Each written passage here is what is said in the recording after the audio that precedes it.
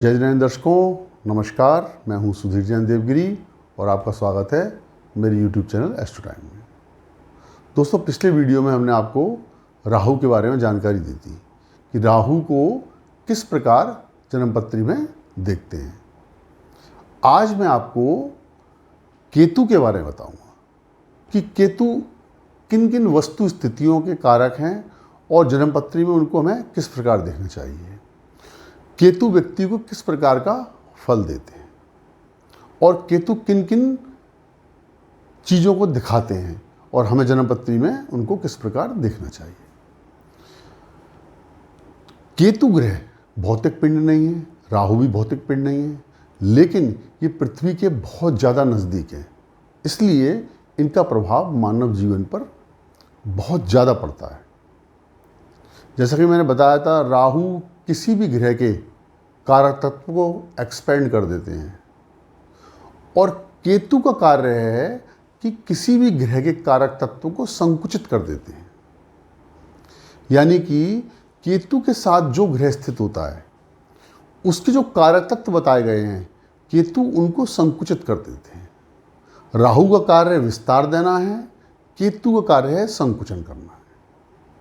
शास्त्रों में राहु को शनि के समान माना गया है, शनि के आधे गुण माने गए हैं राहु में, और केतु में मंगल के आधे गुण माने जाते हैं। देखने का तरीका वही है कि जिस राशि में बैठते हैं उस राशि स्वामी के अनुसार फल देते हैं, जिस ग्रह के साथ बैठते हैं उसके फल देते हैं, और जिस ग्रह से दृष्ट होते हैं केतु उस ग्रह के फल देते हैं। केतु बृहस्पति की राशियों में अच्छा फल दे सकते हैं। केतु चूंकि आध्यात्मिक ग्रह हैं, एक विरक्ति को दिखाते हैं, वैराग्य को दिखाते हैं, व्यक्ति के ध्यान योग को दिखाते हैं।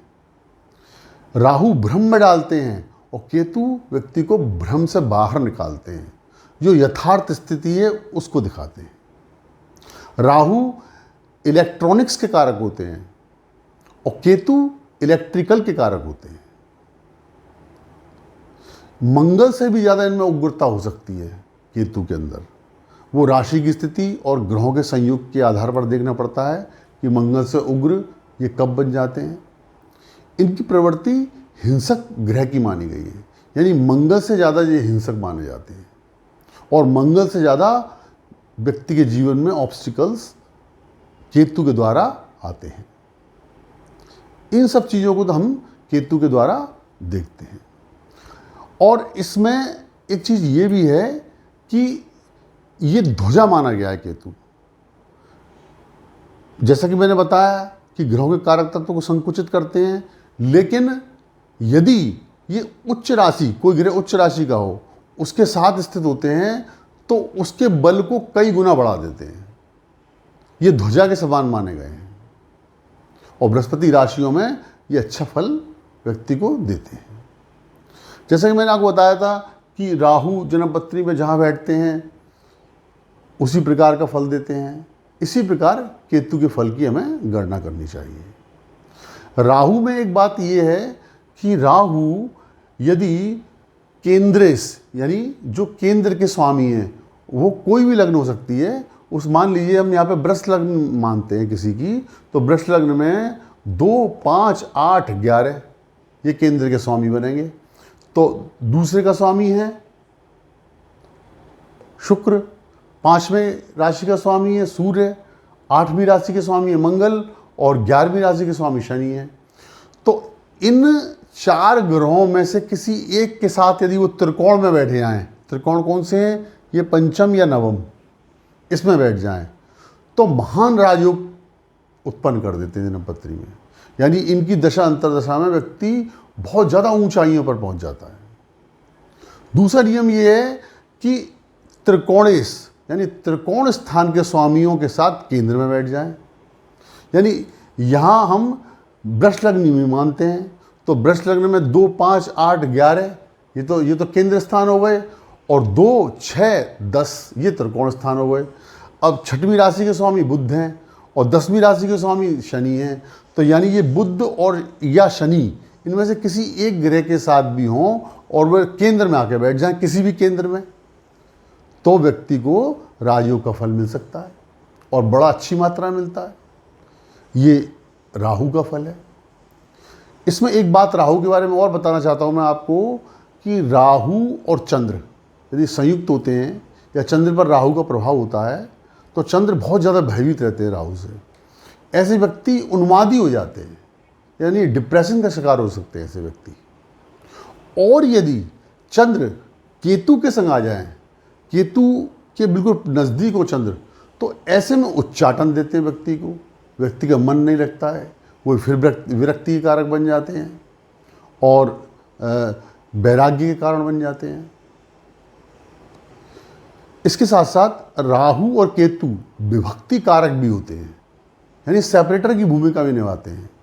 राहु की जिस भाव पर या जिस ग्रह पर दृष्टि होती है उसके फलों में विभक्ति आती है, यानी उसके फलों में आपको कमी देखने को मिलेगी। इसी प्रकार केतु की जिन ग्रहों पर दृष्टि होती है उनके फलों में भी कमी देखने को मिलेगी। अब कारक तत्व की बात करें तो जैसा कि मैंने बताया, राहु एक्सपेंड कर देते हैं और केतु संकुचित कर देते हैं। अब जैसे कि मान लीजिए कि सूर्य हैं ज्ञान के, सूर्य व्यक्ति के मान सम्मान के कारक हैं और केतु के संग उनकी स्थिति हो, तो ऐसा व्यक्ति के अंदर त्याग की भावना रहती है। वो बहुत ज़्यादा अपने को ये नहीं चाहता कि मुझे मान सम्मान मिले जीवन में। पिता से उसके अच्छे संबंध नहीं रह पाते हैं क्योंकि सूर्य पिता के भी कारक होते हैं। सूर्य व्यक्ति के स्वास्थ्य के कारक भी हैं, शरीर के कारक भी हैं, तो ऐसे व्यक्ति को स्वास्थ्य संबंधी प्रॉब्लम भी हो सकती है। बुध वाणी के कारक हैं, बुद्धि के कारक हैं और विद्या कारक हैं। यदि बुध और केतु की युति हो जाती है तो व्यक्ति का पढ़ाई में मन नहीं लगता है, उसकी शिक्षा में अवरोध आते हैं, शिक्षा समय पर नहीं हो पाती है, उसकी शिक्षा में कई प्रकार की दिक्कतें आने पर शिक्षा बंद भी हो सकती है उसकी। इसी प्रकार मंगल साहस के कारक हैं। मंगल और केतु की युति में व्यक्ति, जैसे मंगल और राहु की युति में व्यक्ति ज़्यादा साहसी हो जाता है, मंगल केतु की युति में व्यक्ति चिड़चिड़ा हो जाएगा, यानी कि साहस की तो उसमें कमी हो जाएगी लेकिन वह चिड़चिड़ा हो जाएगा। छोटी छोटी बातों पे क्लेश करने वाला और हमेशा चिड़चिड़ेपन में रहने वाला, भाइयों से उसके तकरार होता रहता है। इस प्रकार मंगल के संग उसके फल होते हैं केतु के। मान लीजिए बृहस्पति के संग केतु स्थित हो जाते, बृहस्पति संग केतु कहीं जन्मपत्री बैठे होते हैं। बृहस्पति धर्म के कारक हैं, ज्ञान के कारक हैं और केतु मोक्ष के कारक हैं, इनको मोक्ष प्रदान करने वाला बताया गया है। तो व्यक्ति की बहुत ज़्यादा संभावना होती है कि व्यक्ति बहुत ज़्यादा आध्यात्मिक हो जाए एक समय के बाद जीवन में। नाड़ी ज्योतिष के अंदर त्रिकोण का संबंध भी लिया जाता है, जो मैं भी आपको आगे आने वाले समय में समझाऊंगा।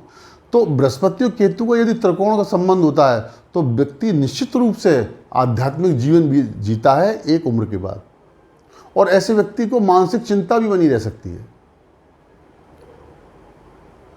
और बाकी जैसा कि मैंने आपको बताया है कि बहुत से फल जिस तरीके की गणना करते हैं हम राहु के अनुसार ही इनकी गणना करते हैं। जैसे कि राहु मैंने बताया था जिस राशि में बैठते हैं उसके फल ग्रहण कर लेते, उसके गुण ग्रहण कर लेते हैं, जिस ग्रह के संग होते हैं उसके गुण ग्रहण कर लेते हैं, और जिस ग्रह से दृष्ट होते हैं उसके गुण ग्रहण कर लेते हैं। तो इस प्रकार राहु और केतु को जिस व्यक्ति को जन्मपत्री में देखना आ गया उसके लिए जन्मपत्री देखना या किसी भी चार्ट को पढ़ना सरल हो जाता है। राहु प्रॉब्लम्स को भी दिखाते हैं, आने वाले समय में जीवन में क्या प्रॉब्लम्स आएंगी, जिस भाव पर उनकी दृष्टि होती है, जहाँ पर स्थिति होती है वहाँ प्रॉब्लम्स की भी संभावना रहती है। तो इस प्रकार हमें राहु केतु के फलों को देखना चाहिए कि व्यक्ति को राहु केतु किस प्रकार फल देंगे। मूल रूप से जो तकनीकी रूप होता है, तकनीकी पक्ष होता है, वो राहु केतु का समान रूप से है, उसमें कोई विशेष फर्क नहीं है। राहु व्यक्ति को विषयों में रत करते हैं और केतु विषयों से अलग करते हैं, यानी वह उसको किसी भी क्षेत्र में उसको भ्रम में डाल के रखते हैं राहु, और केतु उसको भ्रम से निकालते हैं, यानी उसे विरक्ति की ओर ले जाते हैं, संसार की मोह माया से दूर ले जाते हैं केतु। और जैसा कि मैंने बताया, टेक्निकल रूप से हम उसी प्रकार देखते हैं कि किस ग्रह से दृष्ट हैं, किस ग्रह के साथ हैं और किस ग्रह से युत हैं। और इसके साथ साथ 3, 6 और 11 ये उपचय स्थान में विशेष अच्छा फल देते हैं केतु, जैसा कि राहु देते हैं। और त्रिक स्थान 8 और 12 मुख्य रूप से 8 और 12 स्थानों पर के स्वामियों से या यहाँ पर बैठ जाएं या इनके स्वामियों से किसी प्रकार का संबंध बना लेते हैं तो ये दूषित हो जाते हैं केतु। केतु में मंगल से भी ज़्यादा आक्रामकता, मंगल से भी ज़्यादा व्यक्ति को हिंसात्मक बना सकते हैं केतु। केतु और मंगल की युति, मंगल जैसे जिस प्रकार सेना, प्रशासन, पुलिस को दिखाते हैं, केतु भी इन्हीं सब स्थितियों को दिखाते हैं। केतु व्यक्ति को अच्छा डिफेंस ऑफिसर भी बना सकता है और एक बेहद खतरनाक आतंकवादी बना सकता है।